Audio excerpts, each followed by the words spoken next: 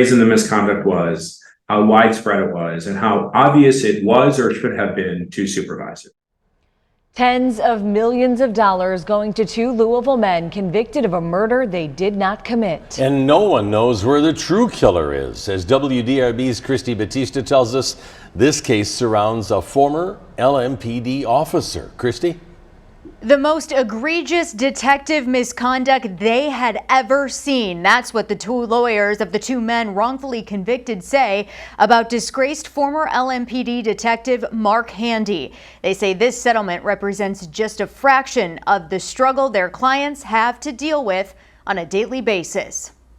Keith Harden and Jeffrey Clark spent more than 2 decades of their lives behind bars for a crime they didn't commit. They were released in 2016 for the 1992 murder of Rhonda Sue Warford. He has been tortured for most of his life by these events. Another 7 years later, the city of Louisville says it will pay the men nearly $16 million, and they could get up to $20.5 million. Nick Bruston and Elliot Slosser represent the two men who say this settlement means after decades of injustice, their clients' voices are finally heard. This settlement makes very clear not only that he's innocent, which he has claimed forever, but also that this was not an innocent mistake. The lawsuit stated that the two men were victims of former Louisville police officer Mark Handy, claiming the men were convicted on lies. Handy pleaded guilty to perjury and tampering with evidence in 2021 and was sentenced to 1 year behind bars.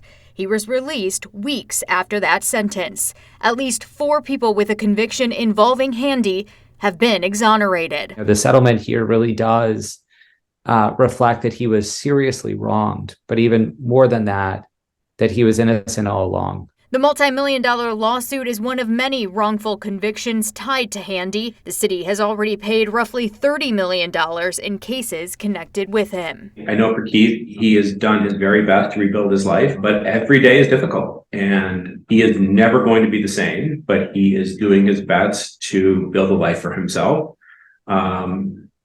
But it's a constant struggle. In a statement, the city says, quote, "After many years of ongoing litigation, we have reached an important conclusion with this settlement.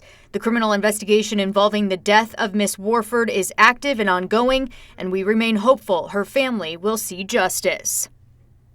The lawyers say this fight is not over and that there were a lot more people involved in this case in particular.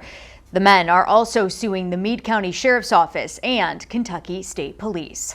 Christy Batista, WDRB News.